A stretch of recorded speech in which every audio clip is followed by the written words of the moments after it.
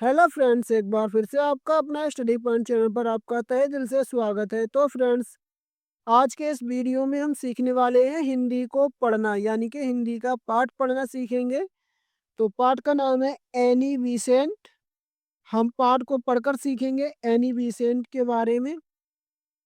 तो आइए सीखते हैं। भारत से दूर 7 समंदर पार 1 अक्टूबर 1847 ईस्वी को इंग्लैंड में एक बच्ची का जन्म हुआ। वह एक आम बच्ची की तरह ही थी, धूप में हंसती रोती और थिरकती हुई। तब किसी ने कल्पना भी ना की थी कि वह बच्ची एनी जब बड़ी होगी तो विश्व भर में प्रसिद्ध हो जाएगी। वह भारत जाएगी और उस देश को स्वतंत्र करवाने का काम करेगी। एनी बीसेंट जन्म से भले ही विदेशी थी, पर सही मायने में वे सबसे अधिक भारतीय थी। उन्होंने हमें सिखाया कि स्वतंत्रता पाना हमारा जन्मसिद्ध अधिकार है। स्वतंत्रता पाने के लिए कोई भी बलिदान किया जा सकता है। एनी के पिता अंग्रेज थे और माँ आयरिश महिला थी। एनी का एक भाई भी था। जब एनी 5 वर्ष की थी, तभी उन्होंने अपने पिता को खो दिया। अपने बच्चों को पढ़ाने के लिए उनकी माँ को नौकरी करनी पड़ी।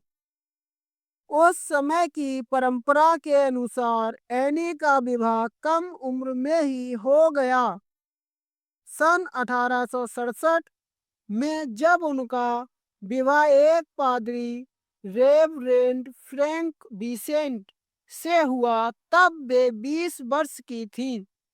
उनके 2 बच्चे हुए, एक लड़का और एक लड़की।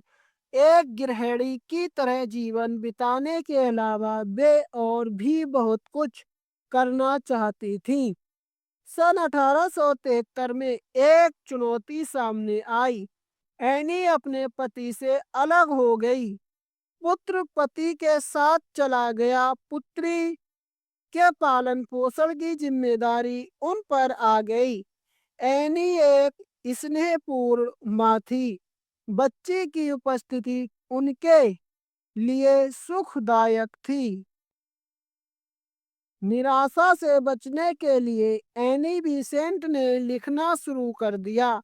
भाषण देने में भी उनकी धाक जमती चली गई। उनकी मित्रता मशहूर नाट्य लेखक जॉर्ज वर्नांड शॉ के साथ हो गई। अब वे थियोसोफिकल सोसाइटी में शामिल हो गईं। सन 1891 में उन्होंने इस सोसाइटी की पूरी जिम्मेदारी संभाल ली।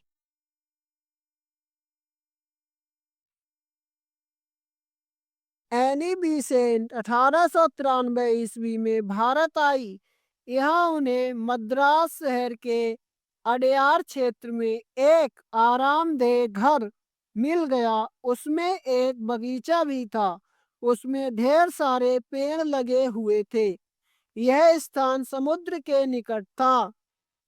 एनी बीसेंट ने अपने आप को भारतीयता में ढाल लिया था। वे हर समय साड़ी पहनती थीं। वे जमीन पर पालथी मारकर बैठती थीं और भारतीय रीति से खाना खाती थीं। वे भारत को अपनी मातृभूमि कहती थीं। वे एक अध्यापिका बन गईं। उन्होंने संस्कृत भाषा बड़ी लगन के साथ सीखी।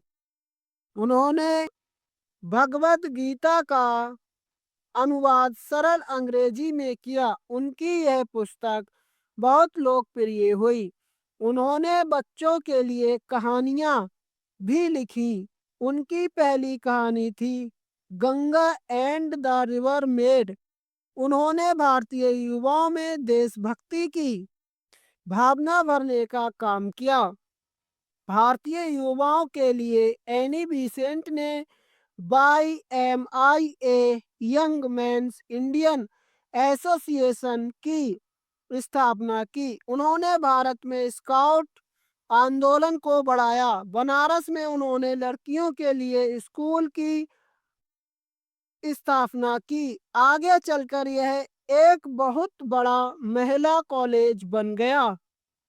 सन 1993 में एनी बेसेंट भारत की राजनीति में आई। वे भारत को स्वतंत्र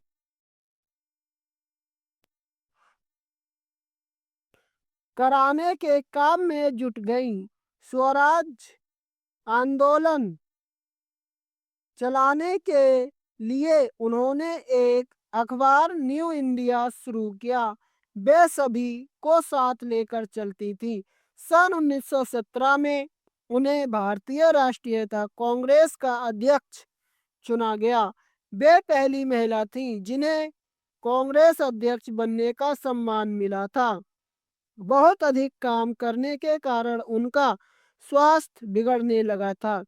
20 सितंबर 1933 ईस्वी को एनी बेसेंट का उनके अडयार वाले घर में देहांत हो गया।